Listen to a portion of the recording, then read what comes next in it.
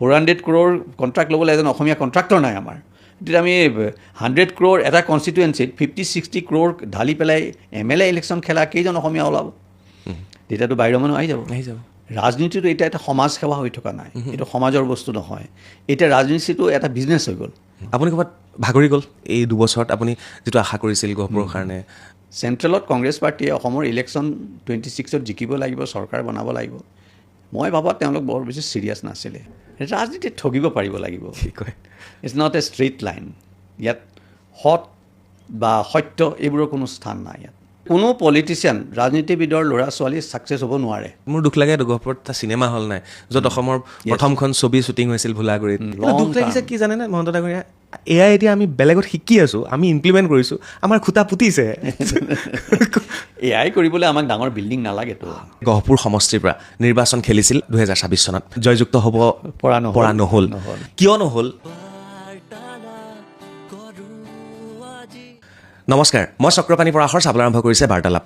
আৰু আজিৰ বাৰ্তালাপত পুনৰ এগৰাকী অতিথি, তেখেত হৈছে হেমন্ত বিজয় মহন্ত ডাঙৰীয়া। আৰু তেখেতক আপোনালোকে চিনি পায়, ভালকৈ চিনি পায়, কাৰণ তেখেতে গহপুৰ সমষ্টিৰ পৰা নিৰ্বাচন খেলিছিল 2026 চনত। কিন্তু দুৰ্ভাগ্যবশতঃ জয়যুক্ত হ'ব পৰা নহ'ল।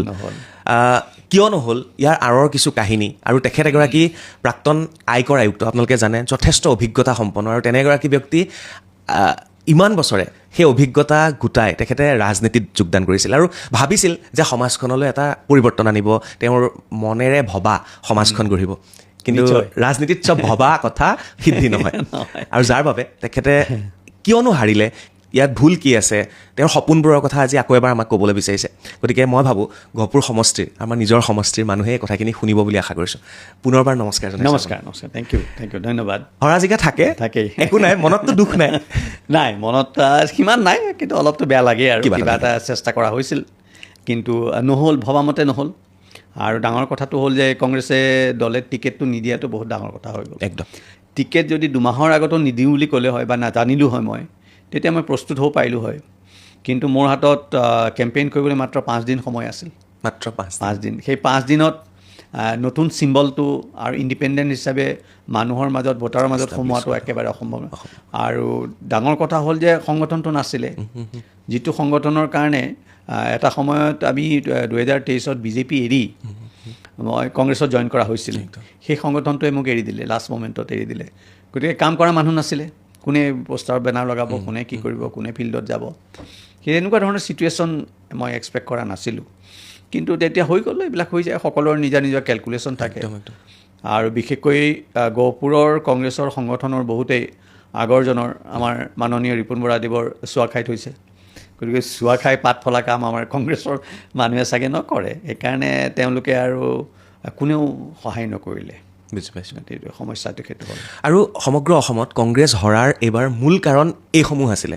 কাৰণ সঁচা কথা ক'বলৈ গ'লে মই বহুতৰ লগত অনুষ্ঠান কৰিলোঁ, বহুতে প্ৰত্যাশী আছিল যে আশা কৰি আছিল তেওঁলোকে টিকট পাব, কিন্তু 5 দিন আগত গম পালে তেওঁলোকে টিকট নাপায়। আৰু যাৰ ফলত তেওঁলোকে নিৰ্দলীয় খেলিবলগীয়া হ'ল। আৰু নিৰ্দলীয় খেলোঁতে তেওঁলোকে কংগ্ৰেছৰ হাতৰ চিম্বলটোক একাষৰীয়া কৰি নিজৰ চিম্বলটোক এষ্টাব্লিছ কৰিবলৈ সময় নাপালে। সেইবাবে মানুহে হেমন্ত বিজয় মহন্তক হয়তো ভোট দিছে গহপুৰত, কিন্তু হাতৰ চিম্বলত দি দিলে। বহুতে কৈছেও মোক পিছত, বহুতক যেতিয়া মই ইলেকশ্যনৰ পিছত সুধিছোঁ, তেখেতলোকে কৈছে আমিতো আপোনাকেই দিছোঁ হাতৰ চিম্বলত। গতিকে তেওঁলোকে বুজিয়েই নাপালে যে ইণ্ডিপেণ্ডেণ্ট কেণ্ডিডেটৰ বেলেগ এটা চিম্বল থাকে, কি কথা, এনেকুৱা কিছুমান কনফিউজন হ'ল। বাৰু সেইবোৰ যিয়েই নহওক, আমাৰ মনত যি এক সামাজিক দায়িত্ববোধ আছিল যে গহপুৰৰ সন্তান হৈ গহপুৰৰ ৰাইজৰ কাৰণে কিবা অকণমান কৰাৰ, ঘূৰি আহি লাগি কৰাৰ, সেই সামাজিক দায়িত্ববোধৰ পৰা মোক গহপুৰৰ ৰাইজে মুক্তি দি দিলে। এতিয়া আৰু তেনেকুৱা ধৰণৰ কোনো দায়িত্ববোধ বা যিখিনি কৰিব লগা আছে, নিজৰ ব্যক্তিগত লেভেলত স্তৰত ইজনক সিজনক সহায় কৰাটো বেলেগ কথা, কিন্তু সামাজিকভাৱে বা দলীয়ভাৱে কিবা কৰাৰ আৰু কোনো দায়িত্ববোধ মোৰ মনলৈ আৰু নাহা নাই। গতিকে মই সেইফালৰ পৰা মুক্ত হৈ গ'লোঁ। সেইকাৰণে ভালো লাগিছে, বেয়া লগা নাই, অকণো বেয়া লগা নাই সেইফালৰ পৰা, সেই দিশৰ পৰা। আৰু ইলেকশ্যনৰ প্ৰাক মুহূৰ্তত মই মহন্ত ডাঙৰীয়াৰ সৈতে খুব ধুনীয়া এটা অনুষ্ঠান কৰিছোঁ। তেওঁৰ জাৰ্ণি, তেওঁৰ যাত্ৰা, তেওঁৰ আয়কৰ আয়ুক্ত হোৱালৈকে সেই সময়ৰ যিটো তেওঁ পৰিৱেশ বা তেওঁৰ যিটো সমাজৰ প্ৰতি দায়বদ্ধতা, সেইখিনিৰ ওপৰত ইমান ধুনীয়া এটা অনুষ্ঠান কৰিছিলোঁ। তেওঁ গীতা অধ্যয়ন কৰে, গীতাৰ ওপৰত আমি কথা পাতিছিলোঁ আৰু আশা কৰিছিলোঁ যে তেওঁৰ কথাখিনি বুজি পাব। কিন্তু ৰাজনীতিত সকলো বেলেগ হৈ যায়। ৰাজনীতিত কয় বহুত ভাল মানুহো ৰাজনীতিত জয় নহয় বুলি কয়, বুজি পালোঁ, চোকা মানুহো নহয়, এনেকুৱা ইয়াত আচলতে আমাৰ ভোটাৰখিনিয়ে তেখেতসকলে খন্তেকীয়া যিটো লাভ দেখে সেইটোতে আবদ্ধ থাকে আৰু যিসকল মিডিল লেভেলৰ যিসকল কাৰ্যকৰ্তা থাকে তেওঁলোকে প্ৰকৃত পিকচাৰটো ভোটাৰসকলক বুজিব নিদিয়ে গতিকে তেওঁলোকৰ আৰু ইয়াত ইলেকশ্যনত এটা ডাঙৰ বস্তু এতিয়া আহি পৰিলে পইচা মানি গেমটো বহুত ডাঙৰ হৈ গ'ল এতিয়া আৰু ইলেকশ্যন সহজ নহয় এতিয়া সমস্যা হৈছে যে 2023 পৰা আমি নিজৰ পকেটৰ পইচা খৰচ কৰি তাত কাম কৰি আছিলোঁ এতিয়া শেষত এনেকুৱা হয় আকৌ পইচা খৰচ কৰি টিকেটো আনিব লাগিব টিকেট আনিবলৈও পইচা দিব লাগিব আৰু কেইজনমানে পইচাৰ কথা কৈছিলে আৰু হয়তো মই দিবলৈ ৰিফিউজ কৰাৰ কাৰণেও তেখেতসকলে টিকেটো নিদিলে আকৌ পইচা কংগ্ৰেছত আপোনাৰ লগতো হৈছিলে টকা হৈছিল কিমানত সেই নামটো তেনেকুৱা দামৰ কথা নাই কিন্তু কৈছিলে পইচাৰ কথা সেইটো গ'ল তাৰপিছত পইচা দি টিকেট আনিব লাগিব আনি পইচা দি টিকেট ইলেকশ্যন খেলিব লাগিব খেলাৰ পিছত ৰাইজে এক্সপেক্ট কৰিব আশা কৰিব যে আমি ৰাইজৰ কাৰণে আকৌ নিজৰ পকেটৰ পইচা খৰচ কৰি কৰাপশ্যন ফ্ৰী কৰি কোনো ধৰণৰ অসম্ভৱ এনেকৈ নহয়তো এইটো অসম্ভৱ গোটেই বস্তুটো এটা সাংঘাতিক এটা ৰং ডাইৰেকশ্যনত গৈ আছে আৰু মানি যিটো ইনভলভমেণ্ট আছে পইচাৰ এইটো বহুত ভয়ানক কাৰণ আজি কোনোবা এজনৰ পইচা বেছি আছে তেওঁ পইচা ঢালি কনষ্টিটুৱেঞ্চিত জিকি আহিলে কাইলৈ যেতিয়া বেলেগ এজন আহি যাব সমান পইচা থকা তেতিয়াতো তাত পইচাৰ টক্কৰ হ'ব আৰু তেতিয়া তাত কি আহিব ভাইলেঞ্চ আহিব যিটো বস্তু হৈছে ভাৰতৰ বিভিন্ন ৰাজ্যত আজি পইচাটো ডাঙৰ হৈ থকা নাই তাত ভাইলেঞ্চ ডাঙৰ কথা হৈ গৈছে দুটা বস্তু আছে ৰাজনীতিত ধনবল বাহুবল এই বাহুবলটো বেছি কাম আহিব এতিয়া লাহে লাহে আৰু এটা ডাঙৰ ডেঞ্জাৰ হ'ল যে আমাৰ কম্পেৰেটিভলি চাবলৈ গ'লে আমাৰ অসমীয়া মানুহ ইলেকশ্যনত ইমান পইচা ঢালিব পৰা অসমীয়া মানুহ বহুত কম আছে গতিকে লাহে লাহে বাহিৰৰ মানুহবিলাক আহিব পইচা পাতি লৈ আহিব এতিয়া চাউথৰ ষ্টেটকেইখনত বিহাৰ ইউ পি এইবোৰ জেগাত মানুহবিলাকৰ বহুত পইচা আছে মাইনিং আছে কিবা কিবি আছে বিহাৰটো আহিছেই বিহাৰটো আহিলেই আৰু আহিব কাৰণ তেওঁলোকে পইচা ধেৰ আছে আমাৰ অসমীয়া মানুহে আজি গুৱাহাটীতেই ইমান ডাঙৰ এজন কণ্ট্ৰাক্টৰ নাই যোনে ডাঙৰ কণ্ট্ৰাক্ট এটা ল'ব পাৰে 400 crore কণ্ট্ৰাক্ট ল'বলৈ এজন অসমীয়া কণ্ট্ৰাক্টৰ নাই আমাৰ তেতিয়া আমি 100 crore এটা কনষ্টিটুৱেঞ্চিত 50-60 crore ঢালি পেলাই MLA ইলেকশ্যন খেলা কেইজন অসমীয়া ওলাব তেতিয়াতো বাহিৰৰ মানুহ আহি যাব গতিকে এইবোৰ ৰিস্ক আছে আৰু এতিয়া এই বিপদবিলাক এইবিলাক সমস্যা ভোটাৰক কোনে বুজাব কেনেকৈ যাব সেইটোৱেই ডাঙৰ কথা এটা বেলেগ দিশলৈ গৈ আছে বুলি আপুনি ভাবেনে ৰাজনীতি সম্পূৰ্ণ গৈছে সঁচাকৈ চাবলৈ গ'লে অকল অসমত বা ভাৰততে নহয় গোটেই বিশ্বত ৰাজনীতিটো এতিয়া এটা সমাজ সেৱা হৈ থকা নাই এইটো সমাজৰ বস্তু নহয় এতিয়া ৰাজনীতিটো এটা বিজনেছ হৈ গ'ল এটা সাংঘাতিক বিজনেছ আগতে ৰাজনীতি সমাজ সেৱাৰ লোকে ৰাজনীতি কৰে বিজনেছমেনে তেওঁলোকক সহায় কৰে আৰু তেওঁলোকে যেতিয়া ৰাজনীতিৰ ক্ষমতাত আহে বিজনেছমেনখিনিক তেওঁলোকৰ লবি বনাই অলপ চলপ সহায় কৰে সেইটো আচলতে পৃথিৱীত গোটেই পৃথিৱীত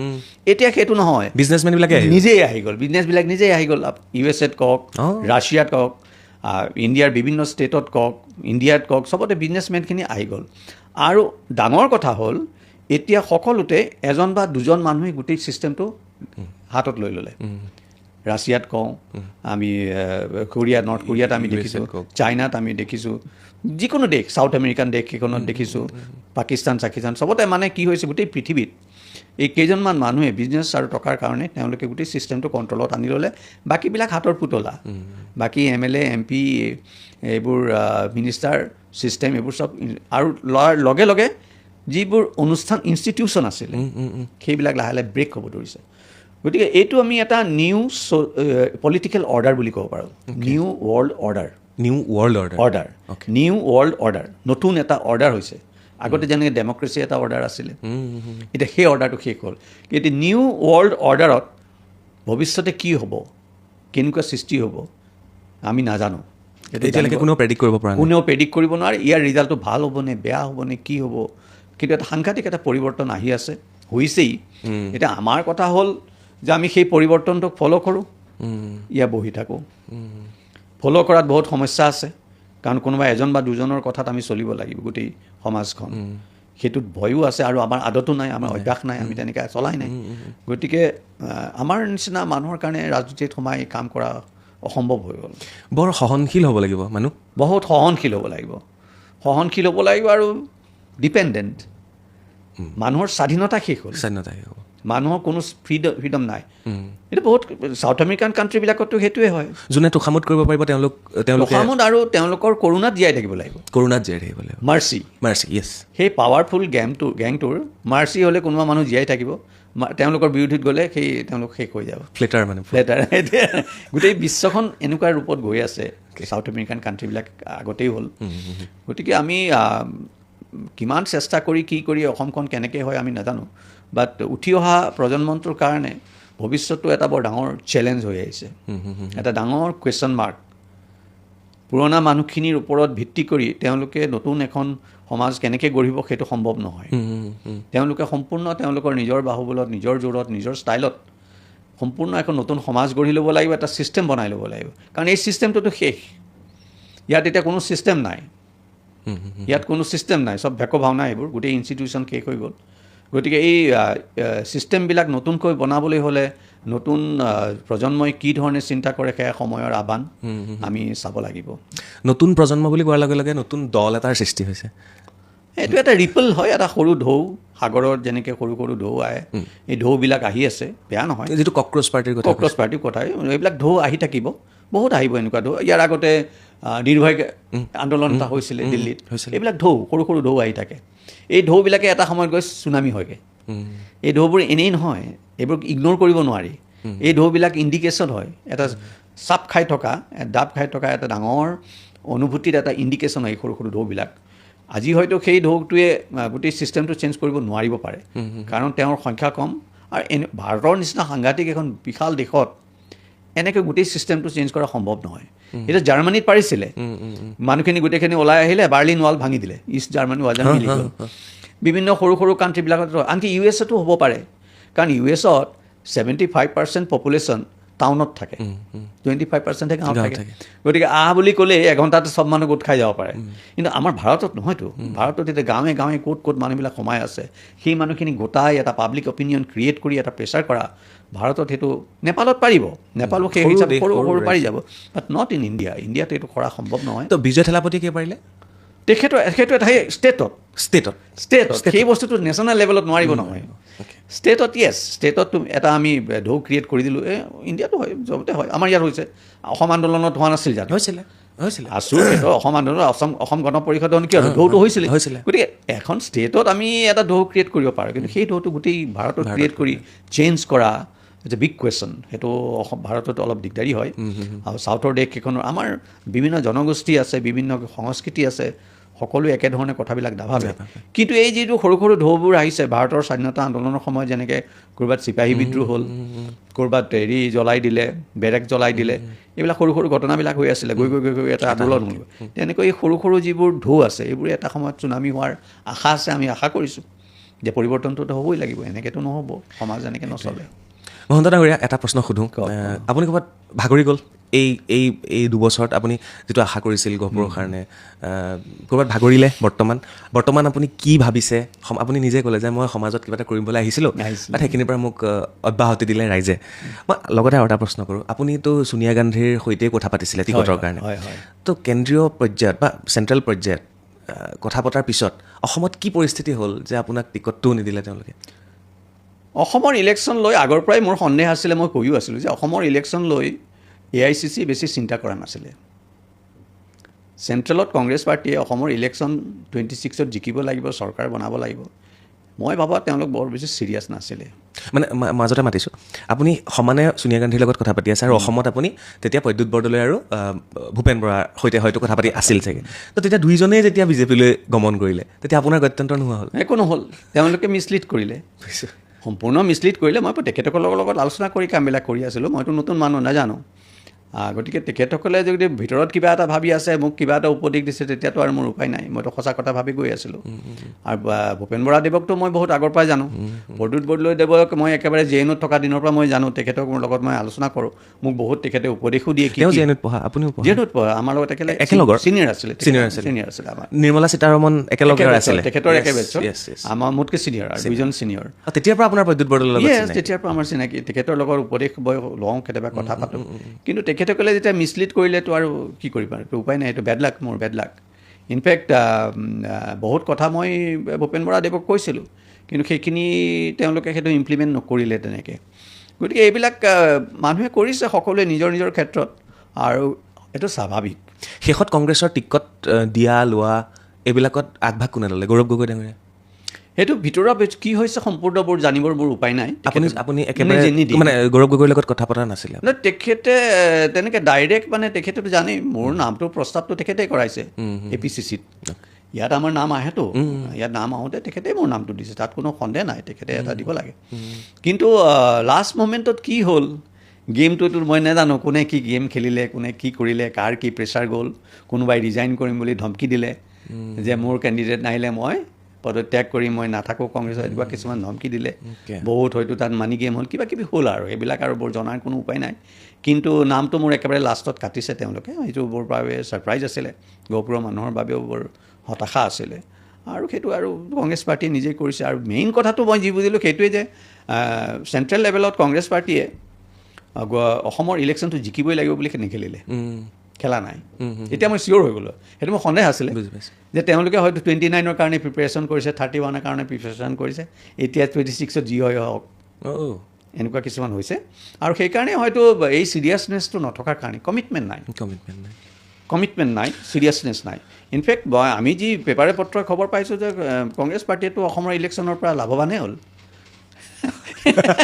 সেইটোতো পেপাৰ পত্ৰটো তেনেকৈ ওলাইছে লাভৱান।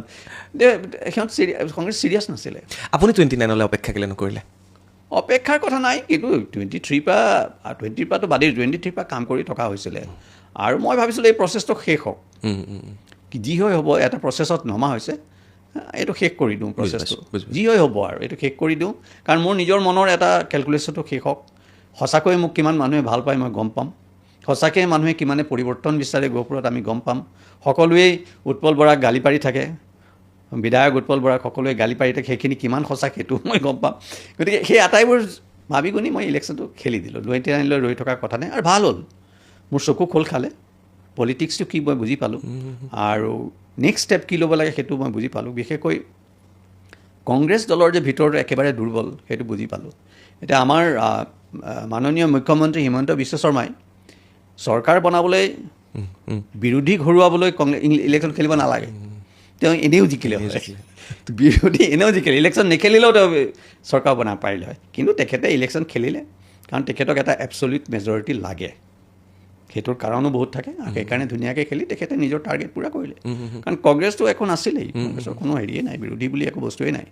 কিন্তু আপোনাক গহপুৰ ৰাইজে কিমান ভাল পায় সেই বস্তুটো আপুনি কিন্তু ভোট বেংকৰ জৰিয়তে আপুনি মূল্যায়ন কৰিব নোৱাৰিলে, কাৰণ আপুনি কংগ্ৰেছৰ পৰা টিকট পোৱাহেঁতেন হয়তো, আৰু ভুলবশতঃ বেলেগে ভালে কংগ্ৰেছত দিলে আপুনি বুলি ভাবি পেলাই, সেইটো কিন্তু নিৰূপণ কৰিব নোৱাৰিলে আপুনি? সেইটো নোৱাৰি, ভোটৰ লগত তাৰ কোনো লিংক নাই। কাৰণ মই বহুত মানুহৰ লগত কথা পাতিছোঁ, তেখেতসকলে দুখ কৰিছে, তেখেতসকলে দুখ কৰিছে কি হ'ল, আপোনাকতো আমি ভোট দিছিলোঁ, আমি কিয় নাপালোঁ। গতিকে সেই সংখ্যাটো ডাঙৰ সংখ্যা, যিটো সংখ্যা, গতিকে তাত ক'ত কি খেল হ'ল নাজানো, সেইটো কোৱা নাই। কিন্তু আজিৰ দিনত গহপুৰত ইলেকশ্যনটো জিকিবলৈ যিখিনি প্ৰস্তুতি লাগিছিল সেইখিনি এতিয়া মোৰ হাতত নাই। গতিকে মই সেই সময়ত অলপ এটা পজ বুলি কয় নহয়, কিবা এটা কামত গৈ যেতিয়া নহয় আমি অকণমান ৰওঁ, সেই ৰোৱাটোৱে হৈ আছে, অন্য নাই। আপুনি ক'লে অলপ আগতে যে মই শিকিলোঁ ৰাজনীতি কি হয়, মোক 1 মিনিটৰ ভিতৰত আপুনি বুজাই ক'ব লাগে ৰাজনীতি কি হয়, কি শিকিলে আপুনি? ৰাজনীতিত ঠগিব পাৰিব লাগিব, কি কয়? It's not a straight line. ইয়াত সৎ বা সত্য এইবোৰৰ কোনো স্থান নাই ইয়াত, সেইটো চিটিং, ইটছ পিয়'ৰ চিটিং। নতুন প্ৰজন্ম নাহিব আপোনাৰ এই কথাখিনি শুনাৰ পিছত? তেখেতে নতুন প্ৰজন্মই মানে এওঁলোকে ট্ৰেইনিং কৰিব। নতুন প্ৰজন্মইনো ট্ৰেইনিংটো ক'ৰ পৰা ল'ব? এই মানুহখিনিৰ পৰাই ল'ব। গতিকে তেওঁলোকেও চাগে সেইটোৱেই শিকিব।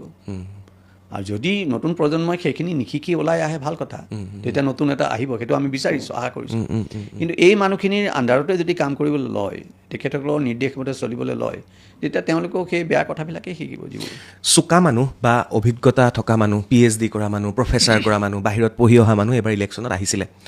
উদাহৰণস্বৰূপে মই আপোনাকে ধৰিছোঁ, আপুনি এগৰাকী অভিজ্ঞতা সম্পন্ন ব্যক্তি, আয়কৰ আয়ুক্ত পৰ্যায়লৈকে আসনখনত আপুনি থকা ব্যক্তি, আপোনাৰ বিষয়ে জানে সকলোৱে, অসমবাসীয়ে জানে, ভাৰতবাসীয়ে জানে। সমানে সমানে মই আৰু দুটা নাম ল'ব বিচাৰিছোঁ। এজনী হৈছে কুংকি চৌধুৰী আৰু আনগৰাকী হৈছে জ্ঞানশ্ৰী। তেওঁলোক পঢ়াই শুনাই যথেষ্ট অভিজ্ঞ, চোকা ছোৱালী, তেওঁলোকো হাৰি গ'ল। নোৱাৰে। তো কাহিনীটো এইটো নেকি যে চোকা মানুহ ৰাজনীতিত? আমি সোমাব নোৱাৰোঁতো সেইটো লেভেলত। ইয়াত দুটা বস্তু আছে, এটাতো পেৰেলেল এণ্ট্ৰিটো নট পচিবল। আমাৰতো পেৰেলেল এণ্ট্ৰি হৈছেতো, যে আমি বেলেগ এঠাইত আছিলোঁ, বেলেগ কাম কৰি আছোঁ, পোনপটীয়াকৈ আহি MLA ইলেকশ্যন খেলিবলৈ নামি গ'লোঁ। সেইটো এটা পেৰেলেল এণ্ট্ৰি হ'ল। সেইটো বহুত ডিফিকাল্ট আছে। যোনে প্ৰথমতে ৱাৰ্ড মেম্বাৰ হ'ল, কিবা হ'ল, মণ্ডল সভাপতি হ'ল, ডিষ্ট্ৰিক্ট সভাপতি হ'ল, ভাইচ প্ৰেচিডেণ্ট হ'ল, কিবা হ'ল, সেইখিনি এটা গ্ৰাছৰুট পায়, সেইখিনি এটা এডভান্টেজ আছে। আৰু 2 নম্বৰ কথাটো হ'ল পলিটিক্সৰ যিবিলাক সৰু সুৰা কাৰণ আছে সেইবোৰ আমি বুজি নাপাওঁ। আমি মানুহক বিশ্বাস কৰোঁতো। কোনোবা এজন আহি ক'লে যে অমুকত এইখিনি লাগে, ইমানটো পইচা লাগে, আমি পইচাটো দিলোঁ, সেই পইচাটো তেওঁ নিজৰ পকেটত যে থৈ দিব নিদিব আমি নাজানো। যিজন ওস্তাদ পলিটিচিয়ান থাকে তেওঁ জানে, তেওঁ কিছুমান পইচা পানীত পেলাবলৈ থৈ দিয়ে।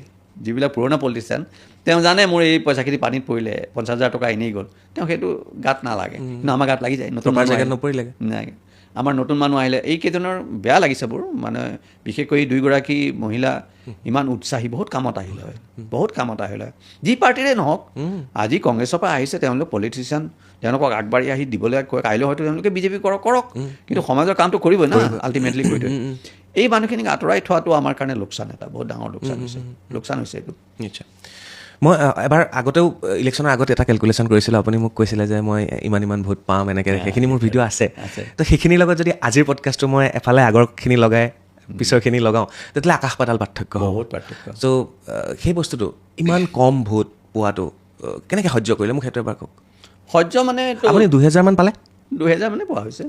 সহ্যটো মানে উপায়টো নাই। মানুহ যিখিনি বিজেপি ভোট আহিলে হয়, সেই বিজেপি ভোটখিনি মোক কংগ্ৰেছৰ টিকেট নিদিয়াৰ কাৰণে আকৌ বিজেপিত ঘূৰি গ'ল। বিজেপিৰ বহুত মানুহে আমাক ভোট দিলে হয়, কংগ্ৰেছৰখিনিতো আছেই। যিখিনি আজি কংগ্ৰেছে ডক্টৰ শংকৰজ্যোতি কুতুমে ভোট পাইছে সেইখিনিতো চলিড ভোট কংগ্ৰেছৰ। তেওঁ কিমান মান পালে? তেওঁ পালে আই থিংক 46,000। সেইখিনিতো আমাৰ চলিড ভোট কংগ্ৰেছৰ। সেইখিনিৰ উপৰিও মইতো কৈ যে বিজেপিৰ ভোট আহিলে হয়, এতিয়া সেই বিজেপিৰ ভোটখিনি গুচি গ'ল, টিকেট নিদিয়াৰ লগে লগে আকৌ বিজেপিত গুচি গ'ল। সেইটো এটা ডাঙৰ লছ হৈ গ'ল। আৰু যিহেতু কংগ্ৰেছৰ মানুহখিনি আছে, তেওঁলোকে দেখিলে যে ইণ্ডিপেণ্ডেণ্ট কেণ্ডিডেট হৈ হেমন্ত মহন্ত জিকিব নোৱাৰে, তাতকৈ আমি কংগ্ৰেছক দিয়াই ভাল, শংকৰজ্যোতি কুতুমকে দিয়াই ভাল। এনেকুৱা কিছুমান বহুত হৈ গৈছে। আৰু মুঠতে টিকেটটো নিদিয়াটো এনেই জেনেৰেলি এনেকুৱা এটা ছিটুৱেশ্যনত কি হয়, ইলেকশ্যন নেখেলি মই বহি যাব লাগিছিলে। মানে এটা বস্তু আপুনি ফিল কৰিলেনে যে কংগ্ৰেছত এতিয়াও পৰিয়ালকেন্দ্ৰিক ৰাজনীতিটো আছে? কাৰণ পিতৃৰ পৰা পুত্ৰই পালে। অসম গণ পৰিষদত গহপুৰৰ গণেশ কুটুমৰ পুত্ৰ শংকৰ কুটুম, হয়নে? তেওঁকে দিয়া হ'ল আল্টিমেটলি। এইটো কংগ্ৰেছে খোলে, কিন্তু মই আপোনাক আজি আপোনাৰ মাধ্যমেৰে খোলাখুলিকৈ ক'ব বিচাৰিছোঁ, আপোনালোকে পৰীক্ষা কৰি চাব পাৰে, ৰিচাৰ্চ কৰি চাব পাৰে যে কোনো পলিটিচিয়ান, ৰাজনীতিবিদৰ ল'ৰা ছোৱালী ছাকচেছ হ'ব নোৱাৰে। ছাকচেছ হ'ব নোৱাৰে। কেনেকৈ ক'লে এইটো কথা?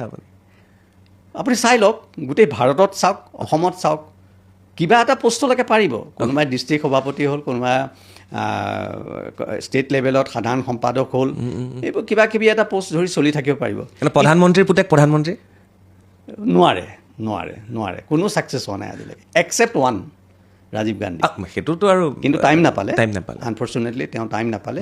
বাকী পলিটিচিয়ানৰ মই এইটো নিজে অনুভৱ কৰিছোঁ ভালকৈ ৰিচাৰ্চ কৰি, কোনো ৰাজনীতিবিদৰ ল'ৰা ছোৱালী ছাকচেছ হ'ব নোৱাৰে, ৰাজনীতিত ছাকচেছ হ'ব নিবিচাৰে। মুখ্যমন্ত্ৰীৰ পুতেক মুখ্যমন্ত্ৰী হ'ব নোৱাৰে। ইনফেক্ট মই অনুৰোধ জনাম, আপোনাৰ থ্ৰুদি আজি আপোনাৰ প্লেটফৰ্মতে অনুৰোধ জনাম যে যিমান আমাৰ ৰাজনীতিবিদ আছে, পলিটিচিয়ান আছে, তেওঁলোকৰ ল'ৰা ছোৱালীক তেওঁলোকে ৰাজনীতিত নানিবলৈ কিবা এটা বেলেগ কৰি দিয়ক, হস্পিটেল এখন খুলি দিয়ক, স্কুল এখন খুলি দিয়ক, তেওঁলোকে যি কৰে কৰক। কিন্তু ৰাজনীতিত আনি তেওঁলোকৰ নিজৰ জীৱনটোও ধ্বংস কৰিছে, পইচা পাতিবোৰ লোকচান কৰিছে, সমাজৰো লোকচান হ'ব। তেওঁলোকে নোৱাৰে কাৰণ আছে, এনেই কোৱা নাই, এনালাইচিছ আছে, কাৰণ আছে। কাৰণটো হ'ল তেওঁলোকে সৰুৰ পৰাই ৰাজনীতি, যিসকল মই মাজতে অহা কথা কোৱা নাই, যিবিলাক সৰুৰ পৰা যেনে ডাঙৰ আনকি আমাৰ প্ৰয়াত মুখ্যমন্ত্ৰী তৰুণ গগৈদেৱৰ ফেমিলি যথেষ্ট ৰিজাৰ্ভ ফেমিলি, ভাল ফেমিলি, কোনো হেৰি নাই, বা মেডামে কোনো ধৰণৰ পলিটিক্সত ভাগ নলয়, সদায় ঘৰখন চাই ভালছে। সেইখন ঘৰৰে এক্সাম্পল দিব ক'ব যে তেওঁ সৰুৰ পৰা যেতিয়া আহে, ল'ৰা ছোৱালীয়ে, তেওঁৰ সন্তান ল'ৰা ছোৱালীয়ে মাক বাপেকৰ পৰা যিখিনি কনচেনট্ৰেশ্যন পাব লাগে, মনোযোগ পাব লাগে, এটেনশ্যন পাব লাগে, সেইটো নাপায়। সেইটো নাপায়, যিকোনো কাৰণত সেই এটেনশ্যনটো নাপায়। পাব্লিকৰ নহয়, মাক বাপেকৰ সময় নাপায়। নাম্বাৰ 2, তেওঁলোকৰ ঘৰত সদায় এটা হুলস্থুলীয়া পৰিৱেশ।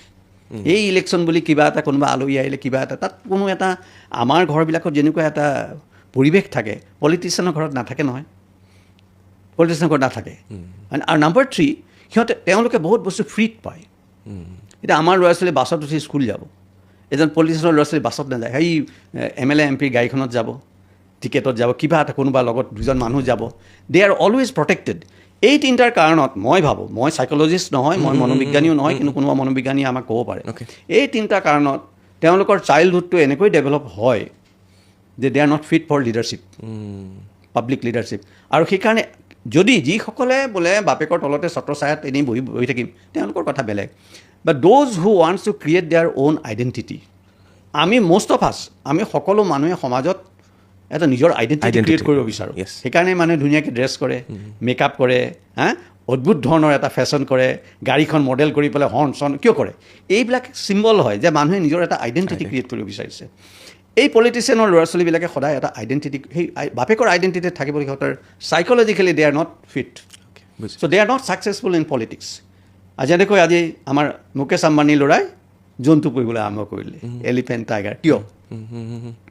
তেওঁ যদি ইণ্ডাষ্ট্ৰিত সোমাই থাকে, বাপেক ককাকে বনাই থোৱা ইণ্ডাষ্ট্ৰিখিনিয়ে চলাই থাকিব লাগিব ন, nothing new. So' if you wants to do something new, তেখেতে সেনেকুৱা আমাৰ পলিটিচিয়ানবোৰে সেইটোৱে কৰিব লাগে। এই নিজৰ ল'ৰা ছোৱালীক পলিটিক্সত সোমোৱাই তেওঁলোকৰ জীৱনটো ধ্বংস কৰিছে, সমাজৰ কাম বেয়া কৰিছে, গোটেই ছিষ্টেম। আৰু কংগ্ৰেছৰ এই যে পৰিয়াল কেন্দ্ৰিক ছিষ্টেমটো, এই ছিষ্টেমৰ কাৰণে কংগ্ৰেছ ধ্বংস হৈছে। এই একজেক্টলি আই এম 100% চিয়'ৰ, ভিতৰি যদি মই কওঁ, আমাৰ সভাপতি মাননীয় গৌৰৱ গগৈ ডাঙৰীয়াৰ ভিতৰত সেই উৎসাহটো নাই, যিটো উৎসাহেৰে কংগ্ৰেছক লিডাৰশ্বিপ দিব লাগে।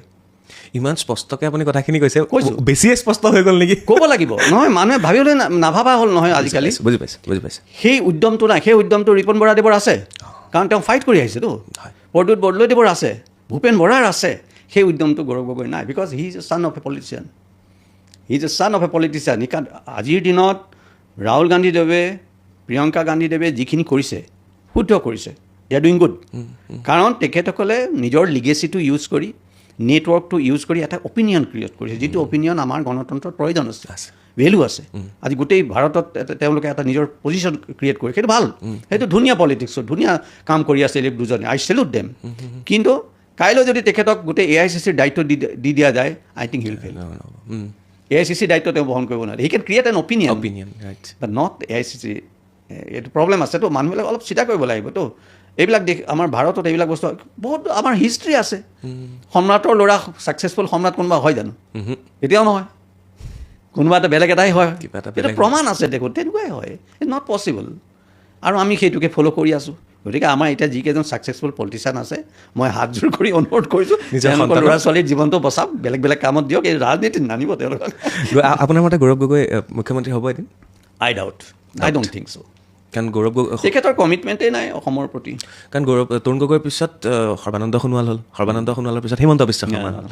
কোনো কিন্তু লিগেচি নাই।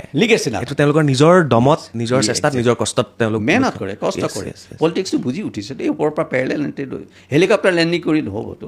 মই এটা হিষ্ট্ৰী, মানে এটা ভৱিষ্যতবাণী আপোনাৰ পৰা জানি ল'ব বিচাৰিছোঁ। গহপুৰত আমাৰ উৎপল বৰাৰ পিছত বিধায়ক কোন হ'ব বুলি আপুনি ভাবে আনাডাৰ 10 yearsৰ ভিতৰত?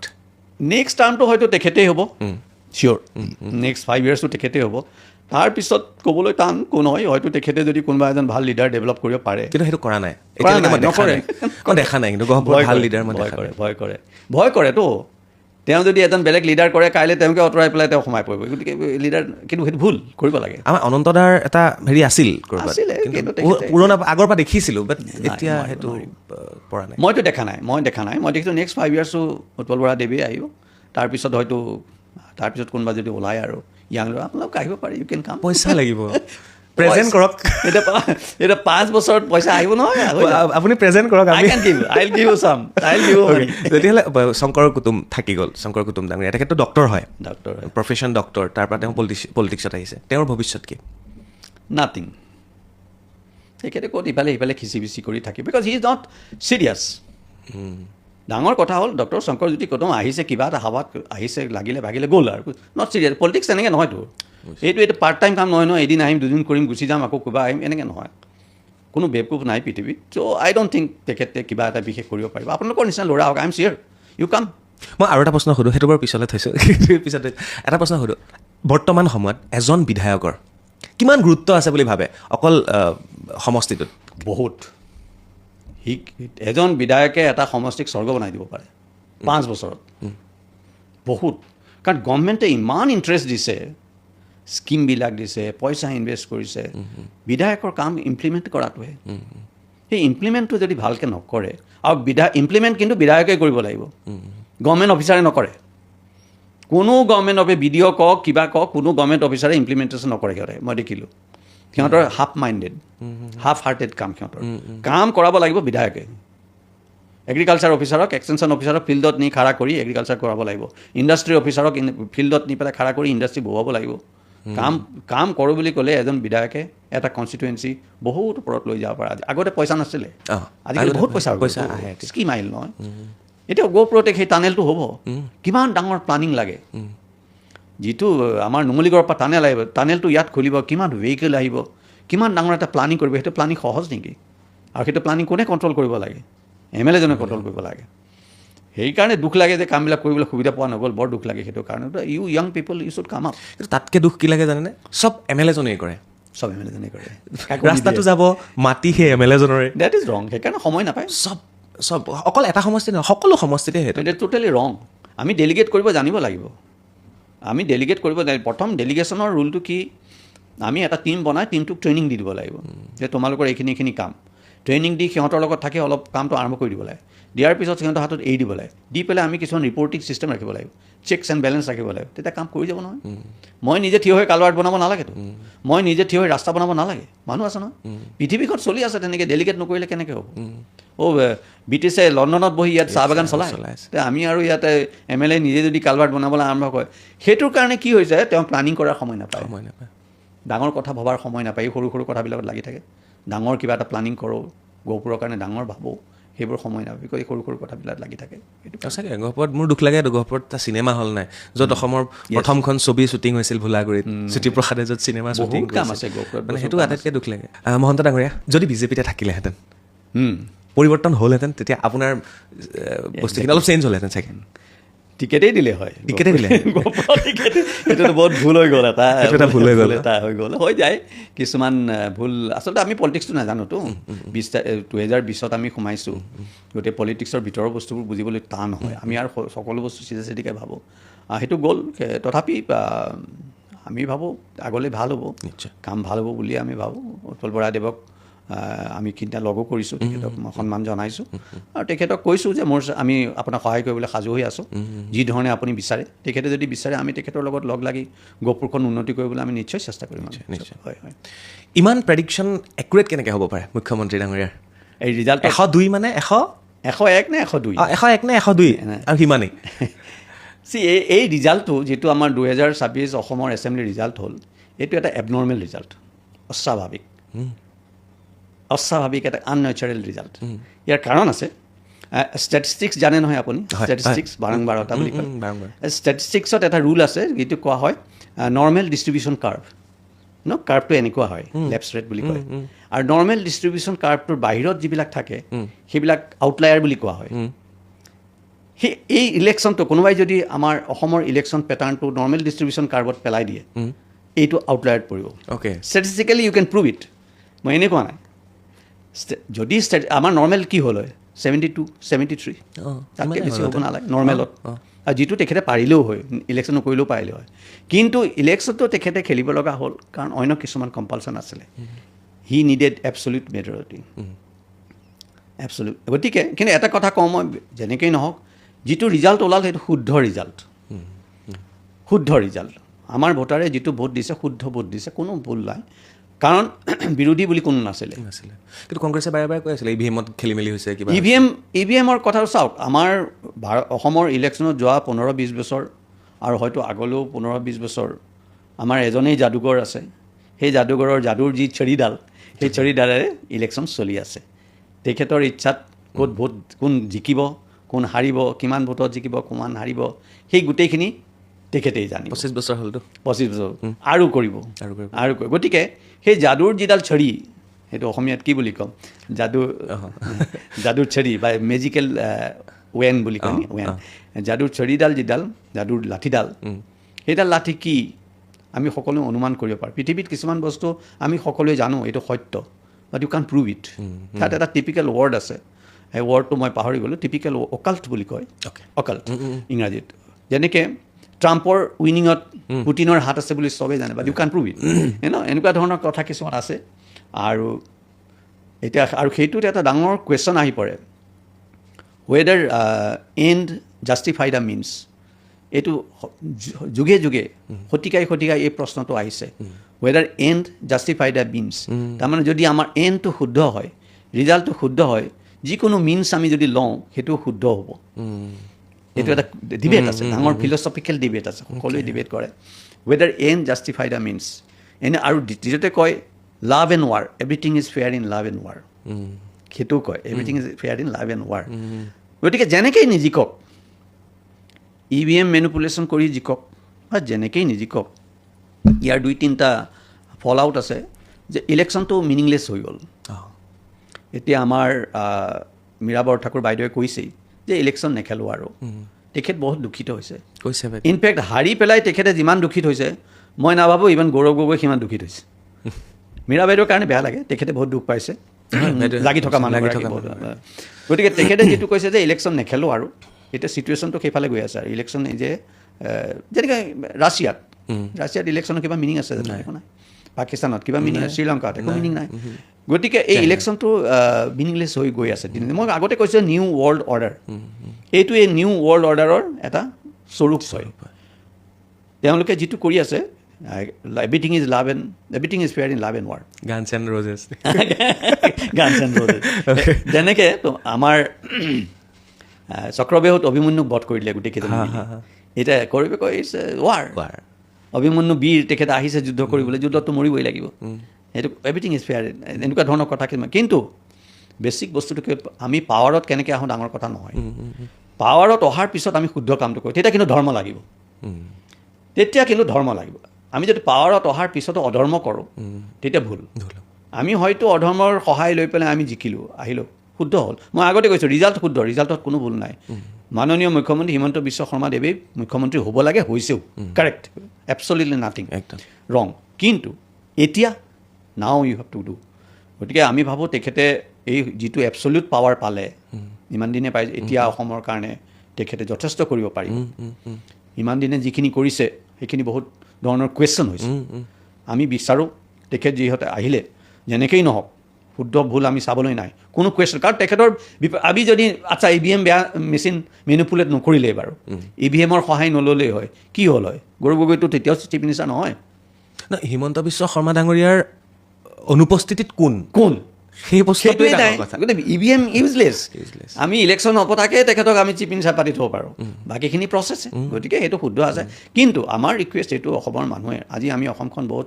সমস্যাত আছোঁ তেখেত যিহেতু এইটো পাৱাৰত আছে এতিয়া নাও হি হেজ টু ডেলিভাৰ তেতিয়া মানুহে তেখেতক পূজা কৰিব ভৱিষ্যতেও অসমত আৰু আমাৰ মানুহবিলাকৰ এটা ভুল যেনে হাইস্কুল এই গাঁৱত যেতিয়া ফুটবল খেলে কোনোবা এটা ফুটবল ভাল খেলিলে চবেই চিঞৰে পেলে ইটছ ৰং এতিয়া হিমন্ত বিশ্ব শৰ্মা কোনোবাই বিষ্ণুৰ অৱতাৰ কোনোবাই যোগা শস্ত্ৰাকো এইবিলাক you should not make a man god তেতিয়া লষ্ট হয় তেওঁৰ কোৱালিটি খাৰাপ হ'ব ভাগ্য ভাল তেখেতে বুজি ডিনাই কৰিছে যে মোক যোগ চৰ্চা নক'ব মোক নালাগে ভাল কথা আই এম ৰিয়েলি হেপী কি তেখেতে সেইটো কৰিছে কিন্তু আমাৰ মানুহখিনি সাৱধান হ'ব লাগে যে আমি এনেকৈ মানুহ এজনক ফটকৈ ভগৱান বনাই দিব নালাগে দিছ ইজ ৰং তেওঁ মানুহ হৈ থাকক না ভাল মানুহ শক্তিশালী মানুহ ডেট ইজ গুড ফৰ আছ আৰু তেখেতে আমাৰ মেইন কথাটো 2-3টা কাম নিশ্চয় কৰিব পাৰে সেইটো আমাৰ অনুৰোধ তেখেতে কৰিছেই এটাতো এই সুযোগতে আমাৰ ওচৰ চুবুৰীয়া দেশখনৰ ৰাজ্যকেইখনৰ লগত আমাৰ সীমাটো কটকটীয়া কৰি পেলাব লাগে এই বস্তুটো সহ্য হোৱা নাই মাজত আমাৰ এটা বাফাৰ জোন থাকিব লাগে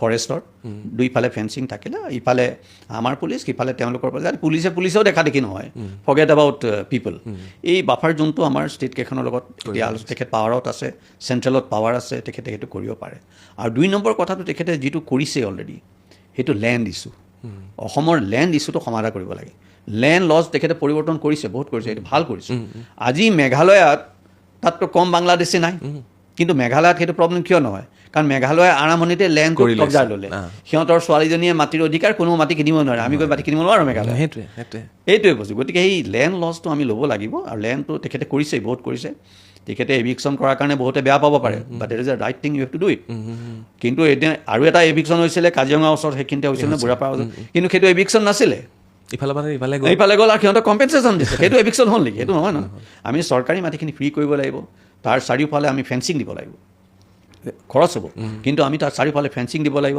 তাত ছিকিউৰিটি গাৰ্ড দিব লাগিব, গাড়ী দি পেলাই, যাতে কোনো চৰকাৰী মাটিখিনি আমাৰ নিজৰ মাটি টুকুৰা দেখোন আমি বাউণ্ডাৰী ৱাল চৱাল দি পেলাই কটকটীয়া থওঁ, গেট লগাওঁ। চৰকাৰী মাটিখিনি আমি কিয় কৰিব নোৱাৰোঁ? চৰকাৰে কিয় খোলা থৈছে? সেইটোতো এটা সম্পদ নহয় জানো? সেইটো এটা সম্পদ, ৰাইজৰ সম্পদ বুলি আমি এৰি দিলোঁ, নাচালোঁ, নিজৰ সম্পদটো হ'লে আমি এইটোতো যুক্তি নহ'ল। গতিকে আমি চৰকাৰক অনুৰোধ কৰিম যে আমাৰ যিখিনি চৰকাৰী মাটি আছে গোটেই চাৰিওফালে ফেঞ্চিং দিয়ক, খালী কৰাওক, ফেঞ্চিং দিয়ক। মানুহবিলাক কি কৰিব সেইটো বেলেগ কথা, কিন্তু ফেঞ্চিং দি মাটিখিনি আপুনি কব্জাত লৈ লওক। এইটো আমাৰ লেণ্ড ইছ্যুজ সমাধান কৰিবলৈ। আৰু তৃতীয়টো বহুত ইম্পৰ্টেণ্ট ছাবজেক্ট, কোনেও এইটো কথা নাপাতে, এইটো হ'ল আমাৰ এনভাইৰনমেণ্টটো। অসমত আমাৰ কি আছে? সকলো আছে। আমাৰ অইল আৰু কয়লা এইখিনিতো বাহিৰৰ মানুহে কণ্ট্ৰল কৰে, হয়নে? গতিকে আমাৰ যিটো প্ৰাকৃতিক সৌন্দৰ্য, প্ৰাকৃতিক পৰিৱেশ, সেইটোৱে আমাৰ সম্পদ নহয় জানো?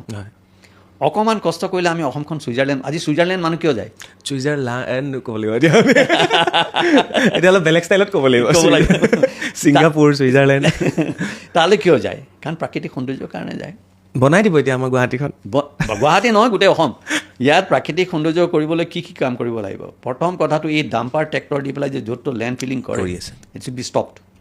কাৰণ এই বিলবিলাক বা যিবিলাক আমাৰ পুখুৰী চুখুৰী, এই তাত ইক'চিষ্টেম নহয় জানো? এইবিলাক লিংক আছেতো। বিল এখন মাটি ভৰাই দিয়াৰ লগে লগে মাছ চাছ কিমান সৰু আছোঁ, ঘাঁহ চাহ চব মৰি গ'ল। গতিকে এটা ছিষ্টেমত আমাৰ এইটো বন্ধ কৰিব লাগে, এই ডাম্পাৰ ফিলিংটো বন্ধ কৰি নতুন টেকন'লজি, বিল্ডিং টেকন'লজি আনিব লাগিব। যেনেকৈ মিচিংসকলে চাংঘৰ বনায়, দ ঠাইবিলাকত আমি তেনেকুৱা টেকন'লজি দি চাংঘৰ বনাব নোৱাৰোঁ কিয়? তেতিয়া পানীৰ ফ্ল'টো থাকিবতো, এই প্ৰাকৃতিক সৌন্দৰ্যটো থাকিব। আৰু গতিকে সেইটো আমাৰ এটা ৰিকুৱেষ্ট, তেখেতে এই তিনিটা কাম যদি কৰে তেওঁ চিৰ নমস্য হৈ থাকিব অসমীয়া মানুহৰ কাৰণে। ভগৱানৰ কৃপাত তেখেতে এটা ইমান ধুনীয়া পাৱাৰ পালে, এটা ভাল লাগিছে, বেয়া লগা নাই। কিন্তু আমি অনুৰোধ কৰোঁ যে তেখেতে যাতে চলাই থাকে, সেইটোৱে আৰু। এই UCCটোৰ ওপৰত কি ক'ব আপুনি? It's a very tough decision social, কিন্তু ছ'চাইটিটো চেঞ্জ হ'বই লাগিব, ছ'চাইটি চেঞ্জ হ'বই লাগিব। হিন্দু ছিষ্টেমত বাল্য বিবাহ আছিলে, চেঞ্জ কৰা হ'ল। বিধৱা বিবাহ হোৱা নাছিলে, সেইটো এইবোৰ চেঞ্জ কৰা হ'ল। হিন্দু ছিষ্টেমত এই পলিগেমি বেন কৰা হ'ল। গতিকে ছ'চাইটি চেঞ্জ হ'ব লাগিব। হয়তো কিছুমান ধৰ্মত, কিছুমান সমাজত, কিছুমান ছিষ্টেম এসময়ত আছিলে, তাৰ কাৰণ বেলেগ আছিল, কাৰণ আমাক এটা সময়ত মৰুভূমিত যিসকল পুৰুষ আছিল তেওঁলোকে যুদ্ধলৈ যায়, ঘূৰি আহিবনে নাই ঠিক নাই। যুদ্ধ কৰিবলৈ আমাক বহুত মতা মানুহৰ প্ৰয়োজন, পুৰুষৰ প্ৰয়োজন। গতিকে তাত কিছুমান প্ৰয়োজন ভিত্তিক ছিষ্টেম আছিলে, ভেলু আছিলে। এতিয়া হয়তো সেই ছিষ্টেমবোৰ নাই, আমাৰ কিছুমান প্ৰটেক্টেড এনভাইৰনমেণ্ট। গতিকে পলিটিক্সৰ কাৰণে কিছুমান ছিষ্টেম চলাই থকাটো, যে আমি ডেম'গ্ৰাফিকেলি আমি ষ্ট্ৰং হ'ম, সেইকাৰণে কিছুমান পুৰণা ছিষ্টেমৰ সুবিধা লোৱাটো শুদ্ধ কথা নহয়। তেতিয়া সমাজ ধ্বংস হ'ব। আমি সকলোৱে পলিটিক্স কৰোঁ, ধৰ্ম কৰোঁ, যিয়ে নকৰোঁ, যি ধৰ্মৰে নহওক, যি পলিটিকেল পাৰ্টিয়ে নহওক, আমি সকলোৱেতো সমাজৰ উন্নতিৰ কাৰণে কাম কৰি আছোঁ ন। গতিকে যিটো আমাৰ ছিষ্টেমে সমাজত, পুৰণা ছিষ্টেমে সমাজৰ ধ্বংস কৰিব, সেইটো ছিষ্টেম বাদ দিবলৈ আমি সাজু থাকিব লাগিব। So' I don't think it is very wrong step.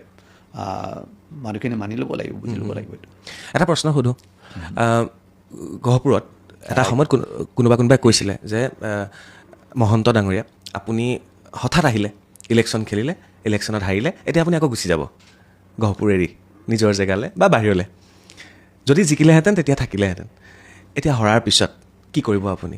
নাই, গুচি যোৱাটো প্ৰশ্ন নাই। মই গহপুৰৰ মানুহ, গহপুৰত থাকি ভাল পাওঁ। মই খেতি বাতি আছে আৰু গাঁৱৰ পৰিৱেশ মই সুন্দৰ এনজয় কৰোঁ। মই দিল্লীত ক'ত ইমান পলিউশ্যনৰ মাজত গৈ হিবি জিবি, দিল্লীত মোৰ একো কামেই নাই। দিনটো বহি টিভি চোৱাৰ বাদে মোৰ দিল্লীত কোনো কাম নাই। আৰু মই তেনেকুৱা মানুহো নহয় MP বিলাকৰ ঘৰে ঘৰে ঘূৰি ফুৰিম, পলিটিক্স কৰি পেলাই লবি কৰি ফুৰিম, সেইবোৰ মোৰ ইণ্টাৰেষ্ট নাই। মোৰ এনেকুৱাও নহয় যে গধূলি বহি ক্লাবত বহি কিবা ফূৰ্তি ফাৰ্তা কৰিম, সেইটোও মোৰ নাই। গতিকে মোৰ কাৰণে গাঁৱৰ পৰিৱেশটো বেষ্ট। মই ইয়াতে থাকিম আৰু বহুত কাম আছে, লাহে লাহে কামবোৰ আৰম্ভ কৰিম। প্লেনিং কৰিছে ৰিয়েলি, কিন্তু কেইদিনমান অলপ ৰেষ্ট ল'ব লাগিব। সেইখিনি ৰাইজৰ কাম হ'বনে ব্যক্তিগত কাম? ৰাইজৰ, মোৰ ব্যক্তিগত একো কাম নাই। ব্যক্তিগত মোৰ একো কাম নাই। ব্যক্তিগত কাম থাকিব, পইচা ইনকাম কৰা, পইচা লাগেতো, সেইটো লাগিব। পইচা ইনকাম কৰিব লাগিব, পইচা বহুত খৰচ হ'ল, কষ্ট কৰি এতিয়া পইচা ঘটিব লাগিব, আৰু সেইখিনি পইচাৰ বেছিভাগ ৰাইজৰ কামতে ব্যৱহাৰ হ'ব। এটা চিনেমা হল খোলোৱা হওক, মানে খোলক, গহপুৰত লাগে চিনেমা হল এটা, ভাবিব লাগিব। বেয়া নহয়, খুব ভাল কথা কৰিম, বেয়া নহয়। কিন্তু আমাৰ উৎপল বৰাদেৱ আছে, তেখেতে আৰু ইমান ধনী মানুহ, তেখেতে কৰিব চাগে। আমি ভাবিমহে, তেখেতে কৰিয়ে পেলায়। আমি ভাবিম তেওঁ কৰিব, আৰু বেলেগ মানুহ আছে কৰি পেলাবও পাৰে। গতিকে সেইটো কোনো নাই। ভোলাগুৰিত AI ইউনিভাৰ্চিটি আহি আছে, কিছু কাম হ'ব বুলি আশা কৰিছোঁ গহপুৰত। ভাল প্লানিঙত নহয়, কাম হয় কিন্তু প্লানিং লাগে। কিন্তু দুখ লাগিছে কি জানেনে মহন্ত ডাঙৰীয়া, এয়াই এতিয়া আমি বেলেগত শিকি আছোঁ, আমি ইমপ্লিমেণ্ট কৰিছোঁ, আমাৰ খুটা পুতিছে। এয়াই কৰিবলৈ আমাক ডাঙৰ বিল্ডিং নালাগেতো। এয়াই কৰিবলৈ টিঙৰ চালি এখন দি AC কেইটামান ফিট কৰিলে এয়াই কাম হৈ যায়, ঘৰৰ পৰাই হৈ যায়। বস্তুটো কি হৈছে, কনকলতা ইউনিভাৰ্চিটিত আমি চবে বিল্ডিংটোত গুৰুত্ব দি আছোঁ। মোৰ একেবাৰে ওচৰতে মই আমি গুৰুত্ব দিব লাগে কাৰিকুলামটোত। কাৰিকুলামত কি ধৰণৰ ষ্টুডেণ্ট আহিব, কি ধৰণৰ লেকচাৰাৰ আহিব, কি ধৰণৰ কোৰ্চ দিম, সেইটো কোৰ্ছে আমাক ক'ত নিব, সেইবিলাকতো একো কৰাই নাই চাগে মই জনাত। যদি কৰি থৈছে মই নাজানো। আমি যেতিয়া এখন হস্পিটেল বনাওঁ, চাওক ডিফাৰেঞ্চ কেনেকৈ আহে, কনচেপ্টৰ ডিফাৰেঞ্চ। আমি যেতিয়া হস্পিটেল বনাওঁ, চবে কি কৰে, হস্পিটেলখন বনাই দিলে, বিল্ডিং ফিটা কাটিলে, তাৰপিছত মেচিন কিনিব, তাৰপিছত ডাক্তৰ। এইটো নহয়। প্ৰথম আমি চিন্তা কৰিব লাগিব যে এইখন হস্পিটেলত আমি কি ট্ৰিটমেণ্ট দিম। কিডনি ট্ৰান্সপ্লাণ্ট কৰিম, লিভাৰ ট্ৰান্সপ্লাণ্ট কৰিম, ৰবটিক্স কৰিম, হাৰ্টৰ কোনটো লেভেললৈকে যাম। তাৰপিছত আমি চিন্তা কৰিব লাগিব সেইখিনি দিবলৈ আমাক কি কি ছাৰ্ভিচ লাগে, কিমান ডাঙৰ কৰিডৰ লাগিব, অতি কিমান ডাঙৰ লাগিব, মেচিন কি ডাঙৰ লাগিব, ডাক্তৰ কেইজন লাগিব, কোন ডিপাৰ্টমেণ্টৰ ডাক্তৰ লাগিব। তাৰপিছতে বিল্ডিং হয়। Building is the last thing. Same thing with the university. ইউনিভাৰ্চিটিৰ প্ৰথম বিল্ডিঙে হয়, প্ৰথম বিল্ডিং বনাই দিয়ে। Totally useless thinking. প্ৰথম আমি কৰিব লাগিব যে আমি ইয়াত কি পঢ়াম, আমি ইয়াত কি পঢ়াম যিটো অসমৰ বাকী কেইখন ইউনিভাৰ্চিটিত নাই বা ইণ্ডিয়াত নাই। তেতিয়াহে ষ্টুডেণ্ট আহিব। যিটো ডিমাণ্ড আছে যে আমাৰ অসমত এইটো বস্তু হ'লে ভাল আছিলে, কিন্তু ইয়াত কোনো এখন ইউনিভাৰ্চিটি লোৱা নাই, গতিকে আমি কনকলতা আনিব। সেইটো দিয়াৰ পিছত আমি ডেভেলপ কৰোঁ যে আমাক ইমানটা ৰুম লাগিব, ইমানজন ফেকাল্টি বহিব, ইমানটো লেব লাগিব, ইমানটো ষ্টুডেণ্ট বহিব। সেইবিলাকতো মই নাভাবোঁ ইহঁতে কৰিছে কোনোৱে কিবা এটা, কিন্তু এইবিলাক কৰাৰ প্ৰয়োজন, অলপ লং টাৰ্ম প্লানিং লাগে। সঁচাকৈ অসমত প্ৰথম বিল্ডিংকেইটা হয়, তাৰপিছতে ৰোগী চিকিৎসক নাথাকে, ইকুইপমেণ্ট নাথাকে, শিক্ষাৰ ক্ষেত্ৰত বিল্ডিংকেইটা হ'ল, টিচাৰ নাথাকে, এইবিলাক সমস্যা নিউজত পাই থাকোঁ ৰেগুলাৰ। বাৰু যি কি নহওক, শেষৰ ফালে আহোঁ। ডাঙৰীয়া গীতাখন লৈ আহিছে আজি আপুনি, কেইটামান চেপ্টাৰত কিবা কিবি ভৰাই আনিছে, চাই থকা হয়তো মাজে মাজে। ইয়াৰ আগৰ অনুষ্ঠানটোত আপুনি খুব ধুনীয়াকৈ গীতাৰ পৰা কিছু কথা কৈছিলে, আৰু মোকো দেউতাই কয় বা কোনোবাই কয় যে জীৱনত কেতিয়াবা হাৰি গ'লে বা জিকি গ'লেও গীতাখন, জিকি গ'লেও ডিপ্ৰেশ্যনতো গীতাখন, সুখতো গীতাখন, ৰাইট? তো আজি মই ভাবোঁ গীতাৰ পৰা কিবা এষাৰ শুনি দিলে ভাল লাগিব। এই ক্ষেত্ৰত আমাৰ বৰ সুন্দৰ গীতাৰ শ্লোক আছে। সুখ দুখে সমকৃত্য লাভা লাভো জয়া জয়ৌ ততো যুদ্ধায় যুজ্যস্যে নৈবং পাপম অবাপসি। সুখ দুখে সমকৃত্য, সুখ হওক দুখ হওক সমানে কাম কৰি যোৱা। লাভা লাভ হওক লোকচান হওক, জয়া জয় জয় হওক পৰাজয় হওক, সমানে কাম কৰি যোৱা। তোমাৰ কাম যুদ্ধ কৰি যোৱা, কেতিয়াও পাপ নহয়। আপোনাৰ কাম যুদ্ধ কৰি যাওক। সেইটোকে একদম খুব ধুনীয়া শ্লোক এইটো গীতাৰ, শ্লোক একদম ক্লিয়াৰলি কৈছে। ইয়াত কোনো কৰ্মৰ মানে ইয়াত কৰ্মৰ বহুত হেৰি আছে, আমাৰ কাম কৰ্ম কৰাটোহে সঁচাকৈ। গতিকে সেইভাগ আৰু তাতকৈ যদি বেছি ওপৰলৈ যাব বিচাৰোঁ, তেতিয়া আমি ক'ব বিচাৰোঁ, এইটো বৰ ধুনীয়া। ত্ৰৈগুণ্য বিষয়া বেদ নিস্ত্ৰগুণ ভৱাৰ্জুন নিৰ্দ্বন্দ্ব নিত্যসত্ত্বস্থ নিৰ্গক্ষেম আত্মবান। ত্ৰৈগুণ্য বিষয়া বেদ, বেদবোৰ, এইটো অলপ দৰ্শনমূলক শ্লোক। বেদসমূহ ত্ৰিগুণৰ ওপৰত আছে। ত্ৰিগুণ মানে সত ৰজ তম, তিনি গুণৰ ওপৰত বেদসমূহ। আমি সেই তিনিটা গুণৰ ওপৰত যাব লাগিব। নিস্ত্ৰগুণ ভৱাৰ্জুন, তুমি সেই তিনিটা গুণৰ ওপৰত গৈ কৰিব লাগিব। কৰাৰ কামটো আমি কি কৰিব, নিৰ্দ্বন্দ্ব, মনত কোনো সন্দেহ থাকিব নালাগে। হাৰিম জিকিম, পাপ হ'ব পুণ্য হ'ব, কোনো সন্দেহ নাই। You just go ahead, do it. নিত্য সত্ত্বস্থ, সদায় সত্যত থাকিবা, সত্যত থাকি কাম কৰি যোৱা। নিৰ্গক্ষেম, এইটো বহুত ইণ্টাৰেষ্টিং। ক্ষেম মানে ধৰি থকা। এই যে এতিয়া মই কিছুমান পলিটিচিয়ানে, ৰাজনীতিবিদে যে পলিটিক্সত হাৰিছে, লোকচান হৈছে, খেলিয়ে থাকিব, আকৌ হ'ব, সেইটো ক্ষেম। আৰু এটা এইটো হয় নেকি ক্ষেমটো, যে আপোনাক মই বেয়া পালোঁ, সেইটো ধৰিয়ে থাকে, সেইটো ধৰি থকাটোৱে ক্ষেম। যিকোনো বস্তু ধৰি থকাটো, বিশেষকৈ ইয়াত সিহঁতে কৈছে সম্পত্তিৰ ক্ষেত্ৰত কৈছে ক্ষেমটো। এই ক্ষেমটো সম্পত্তি, তোমাৰ সম্পত্তি বা নাম, যে মই এইটো নাম লাগিবই, মোক এইবাৰ পদ্মশ্ৰী, পদ্মভূষণ, ভাৰতৰত্ন লাগিব, এইবোৰ ক্ষেম ন, এইটো লাগিবই মোক, এইবোৰ ক্ষেম। নিৰ্গক্ষেম হয়, আমি ক্ষেম আঁতৰাই কৰ্ম কৰিব লাগিব। গতিকে কৰ্মৰ বিষয়ে শ্ৰীমদ ভাগৱত গীতাত সম্পূৰ্ণ কৈছে, খালি আমি বুজিব লাগে আৰু কৰি যাব লাগে। আৰু শ্ৰীমদ ভাগৱত গীতাৰ যিখিনি জ্ঞান, এইখিনি পৰম জ্ঞান, ইয়াৰ ওপৰত আৰু কোনো জ্ঞান নাই। পৃথিৱীৰ যিকোনো ধৰ্ম আমি যদি লওঁ, এনি ধৰ্ম, ৰিলিজিয়ন, কনফুচিয়াছ হওক, বুদ্ধিজিম হওক, ইছলাম হওক, খ্ৰীষ্টিয়ানিটি হওক, সকলো ধৰ্মৰ সাৰমৰ্ম যদি আমি বুজি পাওঁ, সেই গোটেইখিনি গীতাতে আছে। গীতাখনতেই গোটেই সাৰমৰ্মখিনি সোমাই আছে। কাৰণ এই গীতাখন কৰ্মযোগীসকলৰ কাৰণে হয়। কৰ্মযোগীসকলৰ কাৰণে যে ভুলটো কোনে কৰে? কৰ্মযোগীয়ে কৰে। যিবিলাক সাত্বিক হয় সেইবিলাকে ভুল নকৰে, কাৰণ তেওঁলোকে জানে। আৰু যিবিলাক তামসিক হয় সিহঁতে কামেই নকৰে। সিহঁতে ভুলটো কি কৰিব? শুই থাকিব সিহঁতে। তামসিক কয় ন, কাম নকৰে, শুই থাকে, লেজি। সিহঁতে সেই মদ ভাং বেছি খাই পৰি থাকে, ড্ৰাগছ লয়, সেইবিলাক তামসিক। পৰি থাকে, কাম নকৰে, এইবোৰ তামসিক। সেইবিলাকৰ কোনো লাইফ নাই। সেইবিলাকে জন্তু জানোৱাৰ আৰু সিহঁতৰ মাজত কোনো ডিফাৰেঞ্চ নাই।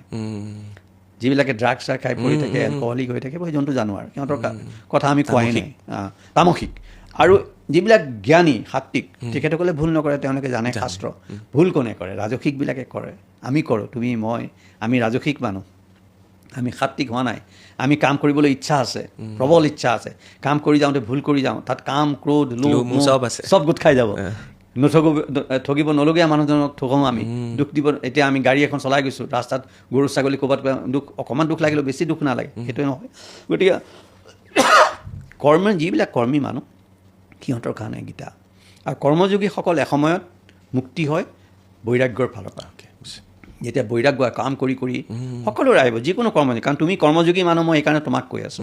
কৰ্মযোগীসকলৰ এটা সময়ত বৈৰাগ্য আহিব, নকৰোঁ নেকি আৰু কাম, এইবোৰ কাম